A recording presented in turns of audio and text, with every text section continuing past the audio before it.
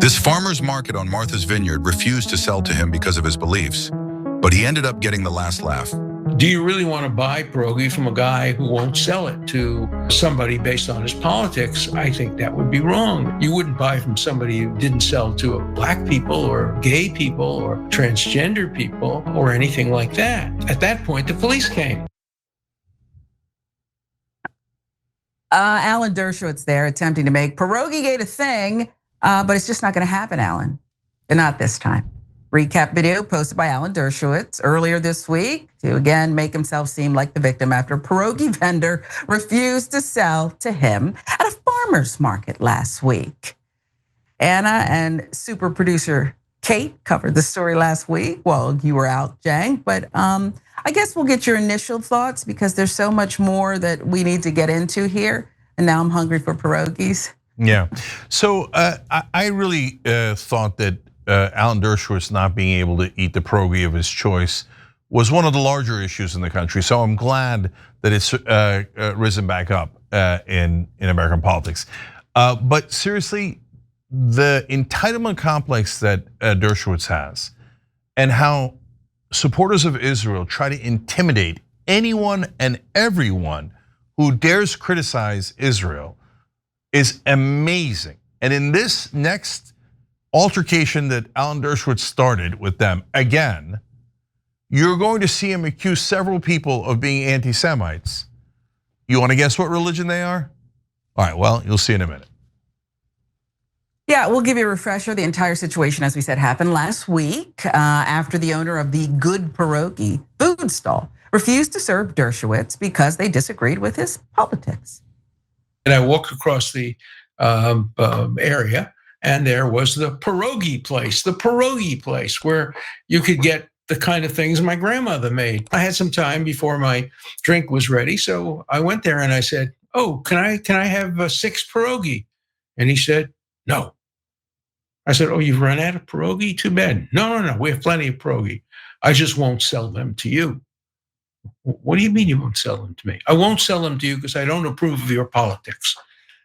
I don't approve of who you've represented. I don't approve of who you support." The clear implication was that he opposed me because I defended Donald Trump on the floor of the Senate. I was a Zionist. I noticed the week before I went there and I was wearing my other shirt. I wasn't wearing my farmer's market shirt. I was wearing Proud American Zionist shirt. Proud American Zionist, red, white, and blue. And I recall that he looked at it strangely, but I didn't talk to him. Appreciating detail here from Dershowitz. 2 things to note. First, the co-owner of the pierogi stand, Krem Miskevich, goes by they, them. And they've corrected Dershowitz multiple times of that fact. Second, private businesses have the right to refuse service to people unless it's discriminatory. Under federal law, political affiliation is not a protected class when it comes to discrimination. It is in some state and local jurisdictions, but not Massachusetts. So what's happened since our initial reporting? Well, we'll tell you, Dershowitz announced on social media that he would return to the market to demand that he be served. In the days leading up to the latest confrontation, Dershowitz had claimed that he was refused service because of his identification as a Zionist, calling the interaction discriminatory against his Jewish religion. He even circulated flyers at the market on Saturday, claiming the vendors were anti-Semitic. He openly tried to switch it from politics to religion because that's a protected class. But things came to a head yesterday because, true to his word, Alan Dershowitz tried to yet again basically demand Miskevich sell him pierogies. Didn't work. This time, he brought a gift, signed copy of his book, which Miskevich and their wife refused. We don't want the book, okay? And no pierogies, okay? Sadly, I can't show you the video of the confrontation, but here is what was said. "I'm here in an effort to try to restore community and to ask you to sell me pierogi in the interest of keeping the island together so we don't have to have 2 pierogi stands, one for anti-Zionists and one for people who will sell to anybody. So I'd ask you to please just sell me any one of your products to show that you're prepared to sell to anybody and not allow your anti-Zionism to decide which people you'll sell to." Miskevich tried fighting back, but Dershowitz continued to call them and others defending them bigots and anti-Semites. He also tried to use the fact that they protested the Jewish cultural festival as proof of their anti-Semitism. None of this worked and riled people up more. My grandparents died in the Holocaust. Don't you call me an anti-Semite, protested one man, while another market goer said, my Jewish culture is a history of resistance to genocide. We are not anti-Semites. We stand against oppression of all people. Talia Weingarten, one of the Jewish Cultural Festival protest organizers last year, also clarified to Dershowitz that the protest was not anti-Semitic, but was peaceful. Peaceful stand against oppression and genocide. Dershowitz was eventually escorted out of the farmers market. Sad, angry, embarrassed, and pierogi-less. Something that's important to note as well.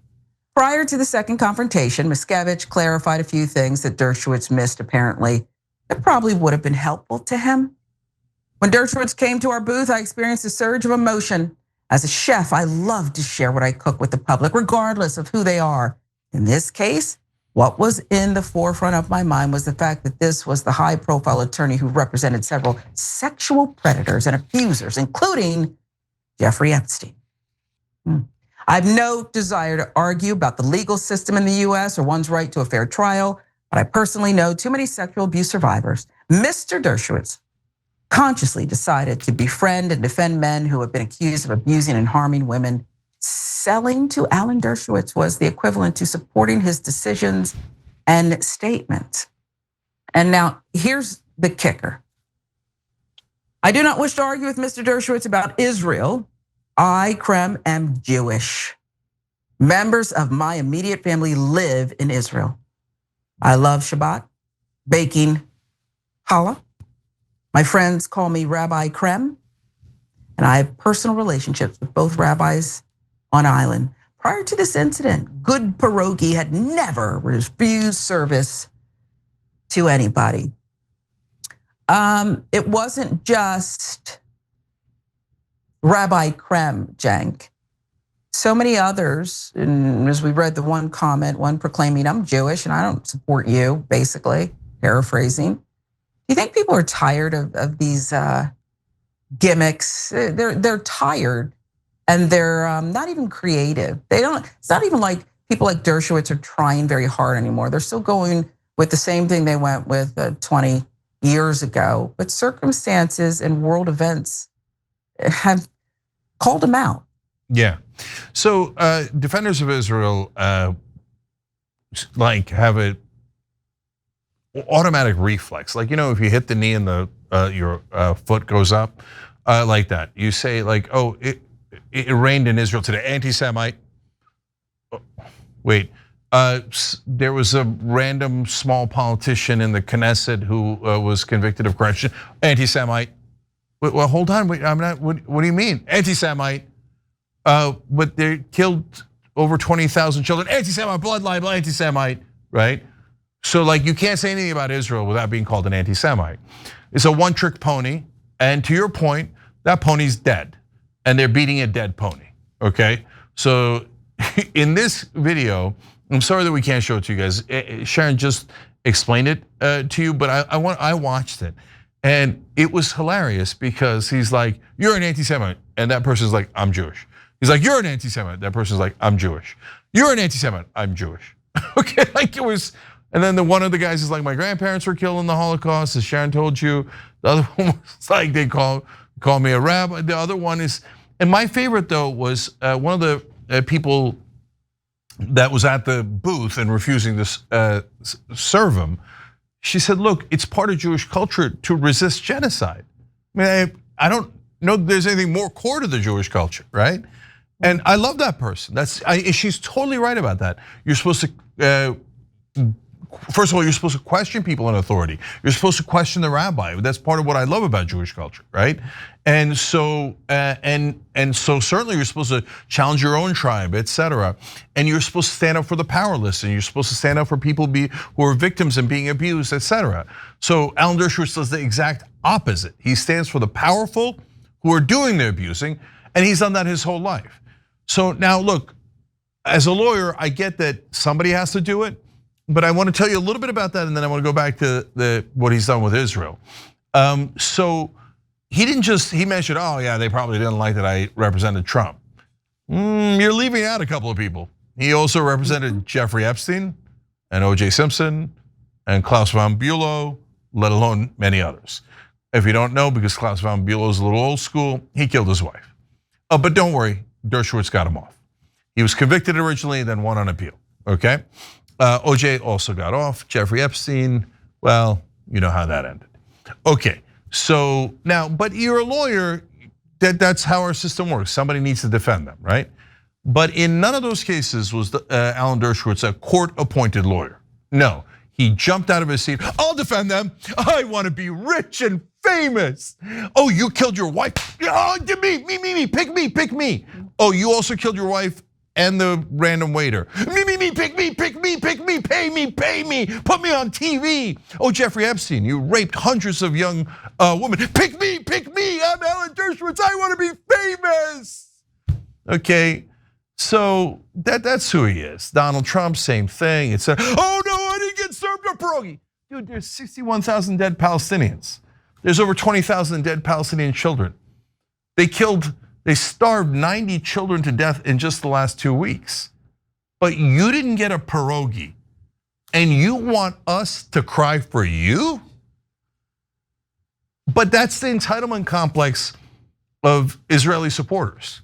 And I don't mean Israeli supporters overall. I mean in this current regime, the one conducting the genocide, the one that is 50 times the terrorist that Hamas is, having killed that many civilians, having killed 500 times the number of children that Hamas has. And Alan Dershowitz might as well put on a cheerleader outfit, get some pom-poms, get his old shorts, classic Alan Dershowitz shorts back on, the ones he had while getting a therapeutic massage at Epstein's. Alan, that you said it, you were there, you got a massage, but he says, it's okay, I had my shorts on. Did you also have the cheerleader outfit on? So he then goes, you see, the Palestinians being starved to death are not the real victims. I am the real victim. Put me back on TV. I want to be famous. I'll defend anyone. You murdered your wife. You call Alan Dershowitz right away. No, don't get a publicly appointed lawyer. Don't get any other lawyer. I want all the fame. Okay, that's who this sick guy is. So is it surprising after he's defended murderers his whole life, and enthusiastically so, that he would go defend the murderers in the Israeli cabinet and the Israeli government, like Netanyahu, Ben-Gvir, and Smotrich, some of the most evil men of our lifetimes? No, that's what Alan Dershowitz does. He bathes in evil. Let me guess, Alan, anti-Semite. No one cares anymore. Okay, you abuse that word so much that I'm worried that when real anti-Semitism rises, nobody's gonna believe it, because they're gonna think, oh yeah, somebody didn't get a pierogi, right? Oh yeah, somebody was against the genocide, so they got called an anti-Semite, right? So when people like Alan Dershowitz abuse that word so much, it makes people now, like there's young people growing up saying, oh, you haven't got called an anti-Semite, aren't you fighting the genocide? Oh, you're not, like maybe you're not a good enough person, because everyone who fights the genocide, all the most moral people on earth trying to end one of the worst genocides of our lifetimes, all those wonderful human beings have all gotten called anti-Semites by people like Alan Dershowitz. You're turning it into a badge of honor. It's like sick what you're doing. But my bad, I forgot for a second, you're the real victim, because that's twice you couldn't get a pierogi on Martha's Vineyard. And guys, last thing, think about this, Sharon. He's complaining about not being able to get that particular pierogi when he wants it, while children in Gaza are starving to death. And he says anyone who doesn't, agree that Israel should murder those children is an anti-Semite. Anyone who doesn't sell them a pierogi is an anti-Semite, even if they're all Jewish. Because this isn't about anti-Semitism, this isn't about being Jewish. This is about protecting a genocidal state, because that's what Alan Dershowitz does. He defends murderers and gets off on it. I think you're right. And I also think you're right about he's bringing people into action, people who were perhaps just at the fair and just at the market doing what they do. And now they're speaking up. The more he does this, the more people say, you know what? Now I'm really going to say something here, where I was maybe even shamefully sitting on the sidelines, or I was saying things quietly in my home. Now more and more people are speaking up. We should also tell you, we'll button it with this. The Vineyard Gazette reports that they had record turnout for pierogies after refusing Dershowitz. So business can still be good. You can stand up for the right thing and still be good. Okay, Sharon, What do you I'm sorry. I literally have breaking news on this story. I can't believe we have breaking news on this story. Alan Dershowitz, this is a Mediaite headline that just came across. Alan Dershowitz claims defenders of pierogi vendor who denied him service are, quote, a Hamas supporting group. Stop it. So wait, so the Jewish people who didn't sell you a pierogi support Hamas because they're anti-genocide. There's no end to it. There's no end to it. Just please go away, Alan Dershowitz. Do everyone, including yourself, a favor. I mean, every time you come out here, we got to talk about how you kept your shorts on. You say, right? And how, anyway, yeah, but unsurprising that he's defended Epstein and Netanyahu, two of the most evil men on earth. Let me guess, Alan. We criticized you, so we are anti-Semites and support Hamas. You guys are so boring, and you're all so stupid, and no one believes a word you say anymore. So keep running your mouth like an idiot. One last thing about how arrogant Alan Dershowitz is. He's like, if you criticize me, you hate all Jews. No, brother, I love Jews. I hate you. You don't stand for all Jews. like, if you don't support me supporting a genocide, you hate all Jews. No, brother, no, nobody hates all Jews. We hate you. We're united in how disgusting a person you are. Stop pretending you represent all Jews.